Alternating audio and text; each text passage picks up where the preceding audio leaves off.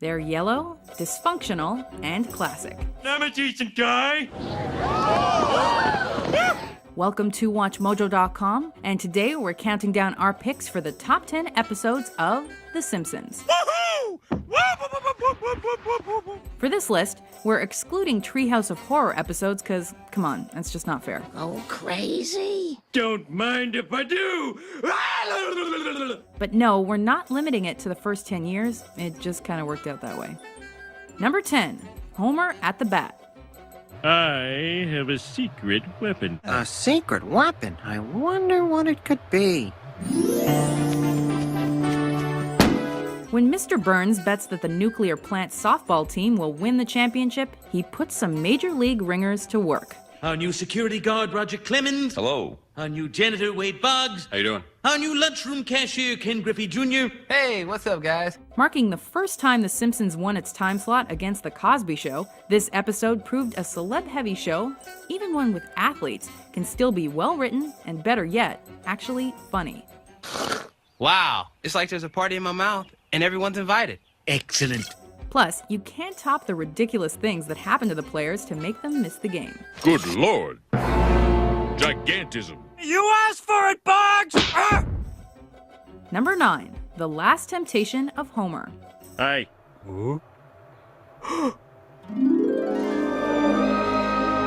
Homer, what's the matter? Ain't you never seen a naked chick riding a clam before? Homer is attracted to the plant's new employee and horrified when he finds they have tons in common. I think we'll find we have very little in common. Can't talk. Eating. The secondary story sees Bart become an outcast thanks to an unfortunate make-under. I feel so much better, Mr. Medical Science type person. With special guest star Michelle Pfeiffer playing the temptress in question, The Simpsons handle the tricky issue of infidelity in a way only they can. Hey, we're out of these new love cookies. Well, open up the stick with your wife barrel. And as many great Simpsons episodes do, this one ends with a song.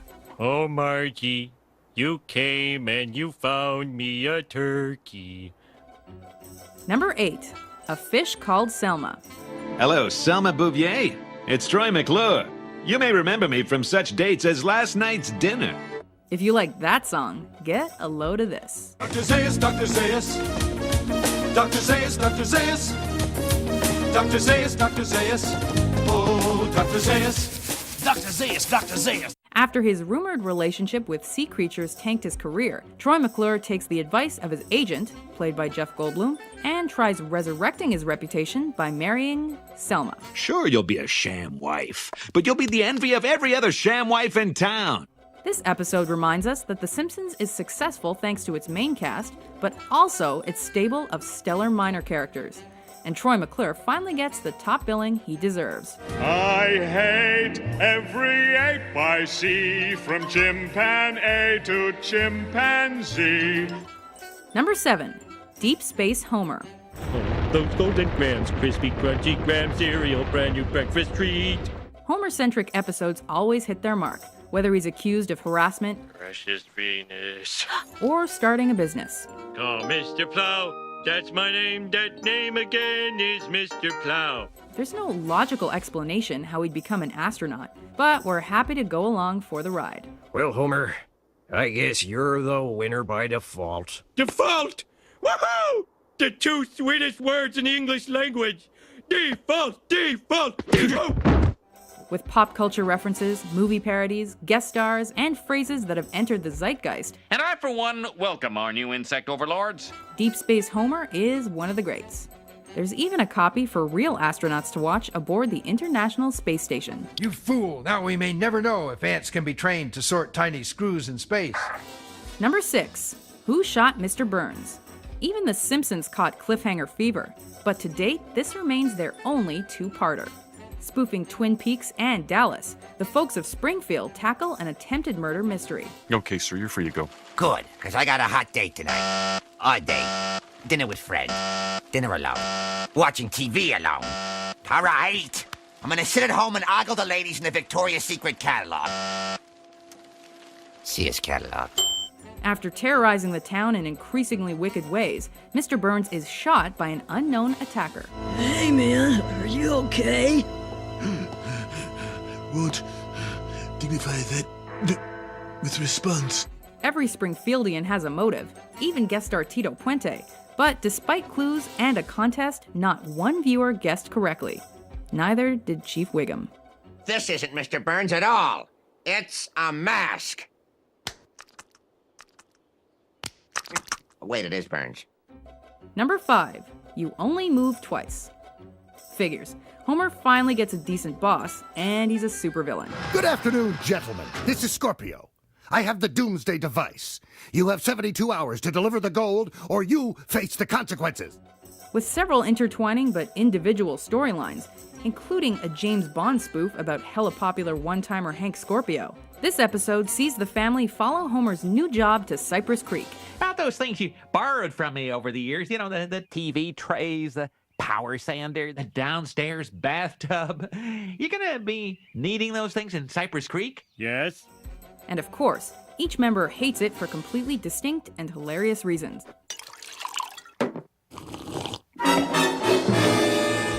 Plus, we get to see Homer succeed, however unwittingly, and that just makes us smile. Am I proud of you?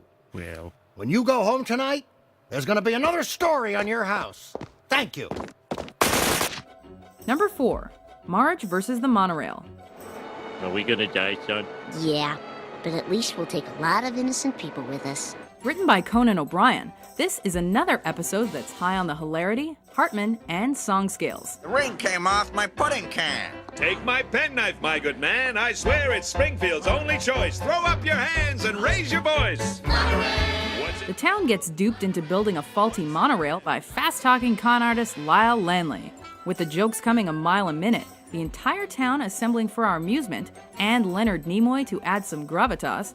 Do you even know who I am? I think I do. Weren't you one of the little rascals? Marge versus the Monorail ranks high when it comes to absurdity, just the way we likes it. Homer, there's a man here who thinks he can help you. Batman? No, he's a scientist. Batman's a scientist. It's not Batman. Number 3, a streetcar named Marge. Hi, Ned. I didn't know you were an actor. Oh, indeedly doodly. I've even been in a streetcar once before. I played Blanche Dubois. Although it pissed off all of New Orleans, this episode is a fave of creator Matt Groening, since it hit hard with musical numbers, movie spoofs, and shirtless Flanderses. Can't you hear me yell? You're putting me through hell. With Homer acting boorish in the face of Marge's acting aspirations, this is one ep that demonstrates this cartoon's ability to confront genuine relationship problems like any sitcom. Only when the Simpsons do it, it's not nearly as preachy. Looking for a spot of fun with the Mrs. Governor? Shut up, boy. Number 2, Cape Fear. Oh my God! Someone's trying to kill me! Oh, wait, it's for Bard. We defy you to find a peripheral character as beloved as Sideshow Bob. Take care, Snake. May the next time we meet be under more felicitous circumstances. Gaw? With Kelsey Grammer providing his dulcet tones, the series takes on a Cape Fear parody with almost shot-for-shot precision. If you don't mind, we're trying to watch the movie. Hey, Bert, help me get my head out of this toilet. When Bob sets his sights on Bart once again, the Simpson family ends up in witness protection, living on a houseboat. Between the singing, grandpa gag, cacti, and rakes,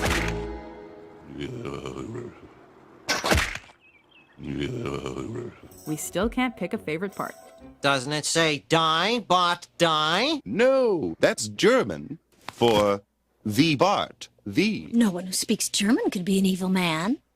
Number 1, last exit to Springfield. Tonight on Smartline, the power plant strike. Argle bargle or foofara? This episode is line after line of ultra-quoted dialogue. It was the best of times. It was the blurst of times. You stupid monkey. I tied an onion to my belt, which was the style at the time. Sorry, Mr. Burns, but I don't go in for these backdoor shenanigans. But not only is it an onslaught of jokes that have been repeated since it aired, it's also a well-thought-out story. Hey, what does this job pay? Nothing. Don't! Unless you're crooked. Woohoo! Homer's unanimously elected head of the nuclear plant's workers' union, and Mr. Burns acting characteristically Grinch-like, revokes their dental plan. Bullseye! Thanks a lot, Carl. Now I've lost my train of thought.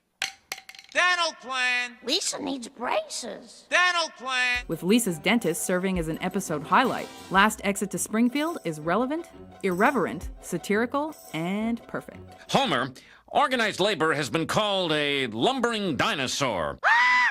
My director is telling me not to talk to you anymore.